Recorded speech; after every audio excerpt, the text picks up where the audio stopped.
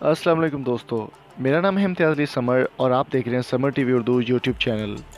दोस्तों, सानिया मिर्ज़ा जो कि बहुत बड़ा नाम है टेनिस में और बहुत बड़ी टेनिस प्लेयर हैं जिनका ताल्लुक़ इंडिया से है। इन्होंने पाकिस्तानी क्रिकेटर शुएब मलिक से शादी की थी और आज आपके लिए बहुत बड़ी ब्रेकिंग न्यूज़ लेकर आ रहे हैं कि शुएब मलिक जो कि सानिया मिर्ज़ा के हस्बैंड हैं और इंडिया से उनको ब्याह कर लाए थे, शुएब मलिक ने ऐसा कारनामा कर दिखाया है कि पूरे इंडिया को मामू बना दिया।